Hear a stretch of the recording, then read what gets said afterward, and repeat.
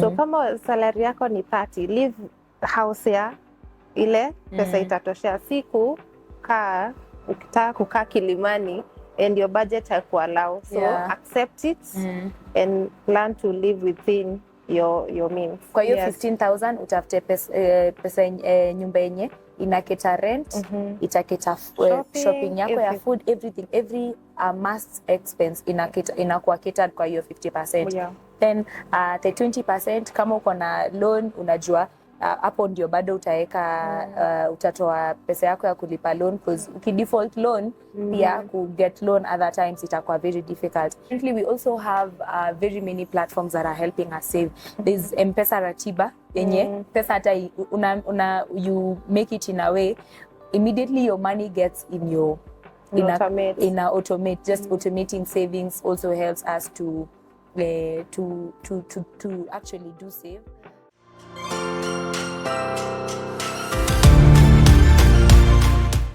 So welcome to another episode of Financial Literacy with Flexpay. So today we want to discuss why do young people not save even after being told over and over again. I am here with my co-host, Charity. So so let's dive into it. So Charity, Mbona, why do people not save, young people actually? I think kuna potential ya watu kutaka kusave, lakini one ni jobs. You'll find like most of the young people hawana jobs. So kazi yenye wamepata kuwa sustain ni ya hand to mouth. So nakosa kitu ya kusave. So I think that is one. Oh, that's true. I also think another reason mbona people our age are not saving is the fact that most of us we pressure. So you want to look nice, you want to maybe buy that wig, 5,000. You want to live in that big house, you know. So I think pressure to look like you have made it in life also makes us not to save. And also ile part ya most people hawajafunzwa about the financial literacy. So they don't know how to manage their finances, how to use their finances. So unapata, once someone receives their money ama their salary, they just overspend ama they just use it anyhowly. They don't have that process to maintain the money ama to manage the finances. Actually, that's very true. Kwanza tuanze hapo kwa financial literacy. When did you hear about financial literacy? When was the first time you heard that word, financial literacy? I actually heard that word on YouTube. So I watch so many videos of financial literacy on YouTube. So YouTube, yes. So when was like the first time? Last year but one? Nikiwa mkubwa tu hivi. So last year actually. Oh my God, okay. So you can imagine when you wamenifuata, most of them hawajui anything about finance. So you'll find most of these people hawajui ku manage their finances. Huku shule tunafundishwa about Vasco da Gama, sijui na what. I think financial literacy should be a course or a unit, kwanzia a subject, I think. A subject even in primary school. Because the more una listen about it, the more you also want to save. I also think I heard about financial literacy last year. I think people were so loud about financial literacy. And I think Ethiopia inachangia not being well versed with financial literacy. Maybe another point I think inafanya most young people wasisave is they do not write down their budget. So pesa ikiingia hauna budget. So whatever comes, whatever you remember unaeka tu. So sometimes unapata umespend even more than your money. So maybe if we keep a budget, that one can work. True. Another reason I don't think nimeisema vizuri is living beyond our means. Living beyond our means. You want to fit in a certain class, a certain class, especially now young people na TikTok, ile pressure iko TikTok. You want to Instagram. Be like you want to be like them. So ile pesa unafaa kusave unaitoa tu kufanya something yenye itakufanya you feel like uko kwa for the same platform. That's very true. I also think another reason as to why young people are not saving, I think someone waits, mtu anangoja apate 10 million or 1 million to start saving. So unadharau ako ka 50 bob, ako ka 30 bob, ako ka 20 bob. You're like, hii pesa is not much, let me wait for more money. But as you have seen, our parents, they used to do a lot with little money. Chamas ndio zilifanya our parents wa survive, you know. Nguo ya Christmas ilikuwa inakuja kwa mzazi alikuwa na chama, you know, such stuff. Unga ya ngano ya chapo unakula unapata mama amekuja na shopping na saizo amekwambia ana do. Na kumbe hata ni chama alikuwa anaweka 20 bob na whole year pesa inakuwa imeingia. So tunadharau pesa kidogo. And now kuna very many platforms zenye inakuallow ku save to purchase something kama tu ya kitambo. You find like maybe you've gone to a supermarket, you don't have the full amount, but now if you have kidogo una feel like I do not qualify kupata that product, instead ya ku enroll ama kukuwa registered ukuwa unalipia polepole. So the same thing, wanadharau the small pesa na ukizieka tu zikuwe mingi, it's something that you can do. Ni pesa unaweza fanyia kitu. So we don't have like the discipline or even the consistency ya keep. Hatuna patience. That's actually, we are like a microwave generation. Unataka kitu happen pa. So what are the solutions? Kama ulisikia about financial literacy, I think we've gotten to hear about financial literacy maybe an year ago. So what things have you implemented in your life to ensure that maybe you are saving or something like that? So maybe you can give us tips. So once I learned about the financial literacy, I watched a few videos and somehow kaakili kakafunguka kidogo. And so from then I have been, anytime I have a budget, and in the budget I set some amount of money kwa savings. So when you have a budget, unaona there is a lot of money that you misuse somewhere else ama una overspend, but ukiwa na budget na kuguide, so na unakuwa discipline. So ukiwa na budget you stick to it.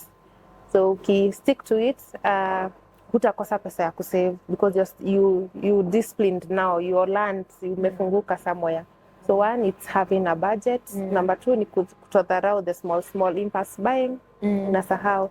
Kama umeset 2,000 ya shopping this month, you don't go overboard. So setting a budget. That's good. Maybe another thing I think I've started doing ni kubeba lunch. Kubeba lunch, because you see in the places that we work in, sometimes unapata the food that maybe you can eat ushibe ni something 300. Ukikula ushibe, that's 300. Hata ujeka snacks and anything. So I've learned to cook more food and carry. There's no shame in carrying food. And the fact that food is even healthy.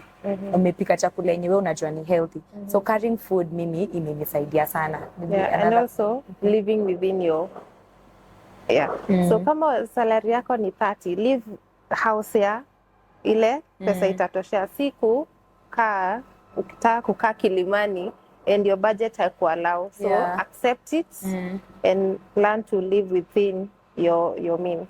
That's very true. Kwanza kwa hiyo point ya budget kulikuwa na something they say 50 30 20. 50-30-20 rule, whereby 50 ina cater for expenses zako zote, and then 30 ina cater for savings, and then 20 ina cater for I think needs and wants. So unasema, for example, if I'm earning, let's say 30,000, maybe we can do the math. If you're earning 30,000, 50%, sorry, 10% I think it's for the savings. Then there's the 50% their expenses, and the 30 near the one. So the ones, the one. So once inaweza kwa maybe shanywele, you want to change and you want to buy an item in your house, you want to do other things, something like things that you can just stay without. Exactly. So kwa hiyo 50% inafaa kukita mpaka rent. So kwa hiyo 15,000 utafute pesa nyumba yenye inaketa rent, itaketa shopping yako ya food, everything, every must expense inakuwa catered kwa hiyo 50%. Then the 20% kama uko na loan, unajua hapo ndio bado utaweka utatoa pesa yako ya kulipa loan, because ukidefault loan pia ku get loan other times itakuwa very difficult. And nowadays loans are helping if you're doing a good thing with the loans, you know. Also, I also think another point is maybe look for a side hustle, because with the current economy, it's very hard for you to survive on one income. Yeah. You have another point, maybe? I think people, we need to learn the financial literacy parts. Hiyo itakufungua and it will help you kujipangia for the future. Yes. Yeah, that's very true. Also, I think upskilling. Upskill, mtu asikae na skill moja, try to learn new things, because with the digital age, things are changing very fast, and the more you learn, the more you earn. I know there's a saying that says that. So maybe we try to upskill, try to get more skills on things, and also have a community of friends that are open to talk about savings. Wenye wanakuambia let's save, kuliko mtu anakupressure ku spend more, you know, usijinyime una save. Wanapenda kutumia hiyo watu na usijinyime. I think it's a point as well.